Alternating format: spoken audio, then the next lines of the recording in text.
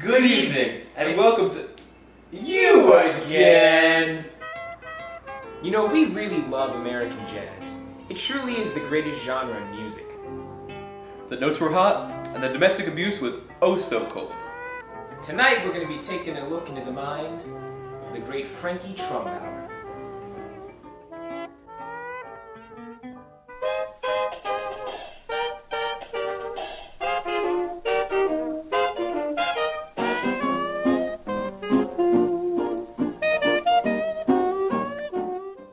Ori Frank Trumbauer was raised in St. Louis, Missouri.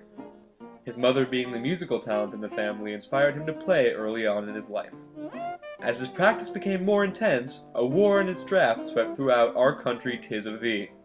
After serving in the military as a pilot, he returned having his mind set on one thing, becoming a professional musician. He landed his first successful gig with the Mound City Blue Blowers, who made it nationally right out of St. Louis, Frankie's hometown.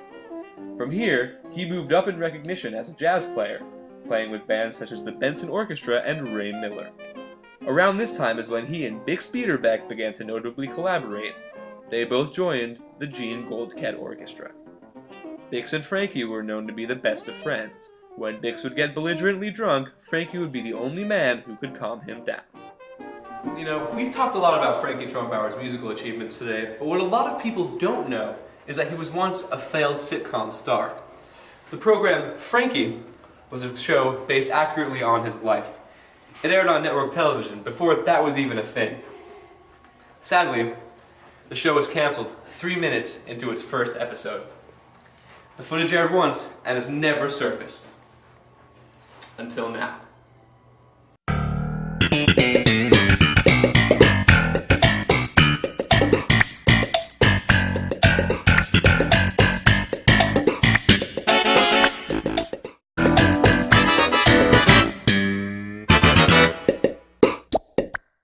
Frankie was filmed in front of a live studio audience.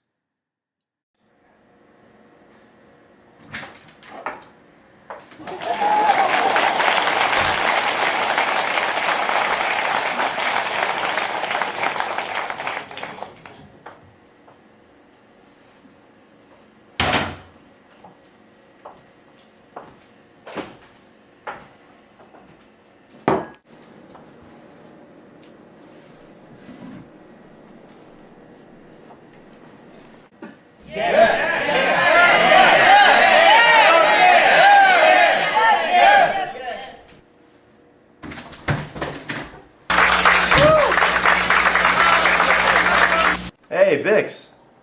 Frankie!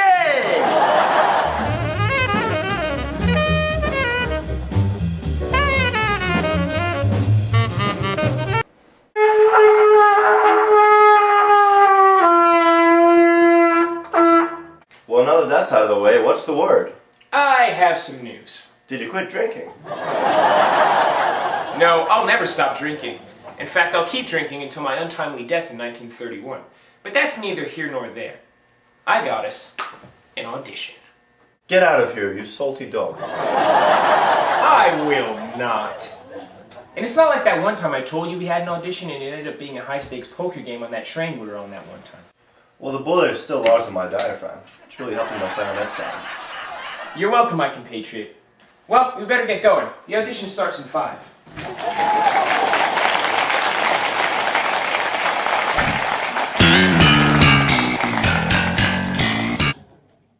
Hey there, gentlemen. How's it going? Paul White. So, Mr. Trumbauer, you come highly recommended from Bix over here. You guys both played in the Gene Goldkette Orchestra, and you've been called the stepfather of modern jazz, wasn't it? Grandfather. My mistake, sir. But you really do play a lot of instruments, you know? Bassoon, clarinet, saxophone, most notably. And mouth on you, huh?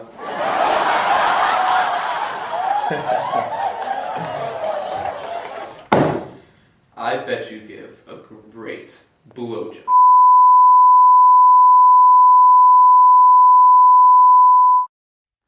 Though the sitcom only lasted 3 minutes before its cancellation, I can say from the bottom of my heart that it had potential.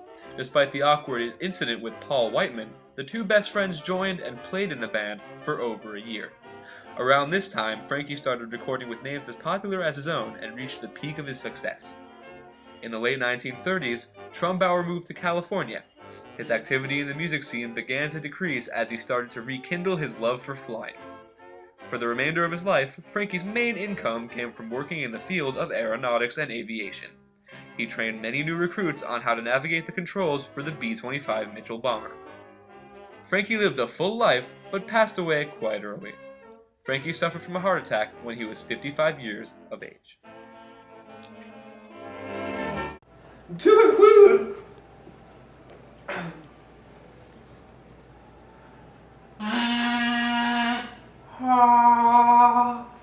there we go. To conclude, Frankie Trumbauer is one of the many unsung heroes of jazz music. His influence can be felt all over the world, and all over my body.